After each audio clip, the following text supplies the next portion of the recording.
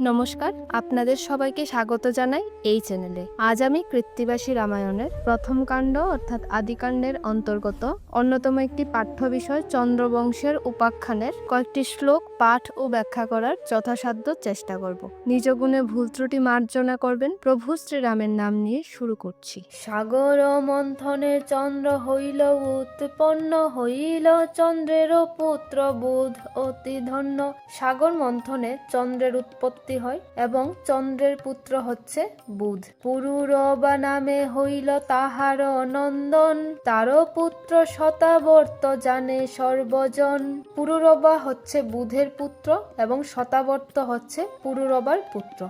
স্বর্গ নামে তাহার হইল এক সুত, হইল তাহার পুত্র শ্বেত নাম যুত। শতাবর্তের পুত্র হচ্ছে স্বর্গ এবং স্বর্গের পুত্র হচ্ছে শ্বেত নাম যুত। নামেতে হইল নিমি তাহার নন্দন, নিমিকে প্রশংসা করে যত দেবগণ। শ্বেত নাম যুতের পুত্র হচ্ছে নিমি এবং নিমির এমন গুণ যে দেবতারাও তার প্রশংসা করে। সকলে মিলিয়া তার মথিল শরীর, তাহাতে জন্মিল পুত্র মিথি নামে বীর। সকল দেবতারা মিলে নিমির শরীরকে মন্থন করে এবং সেই মন্থন থেকে মিথি নামে এক পুত্রের জন্ম হয়। সেই বসাইল এই মিথিলা নগর, বীরধ্বজ কুশধ্বজ তাহার কুঙ্গর। এবং সেই মিথি এই মিথিলানগর সাম্রাজ্য গড়ে তোলে। বীরধ্বজ এবং কুশধ্বজ হচ্ছে মিথির দুইটি পুত্র।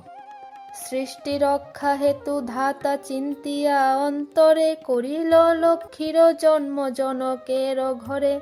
সৃষ্টি রক্ষা হেতু বিধাতা দেবী লক্ষ্মীর জন্ম জনক রাজার ঘরে সংঘটিত করে। কৃত্তিবাস পণ্ডিতের কবিত্ব সুন্দর, চন্দ্রবংশ রচনা করিল কবিবর। এভাবেই চন্দ্রবংশের রচনা হয় বা সৃষ্টি হয়। আজ এই পর্যন্তই। সবাইকে ধন্যবাদ। জয় সীতারাম।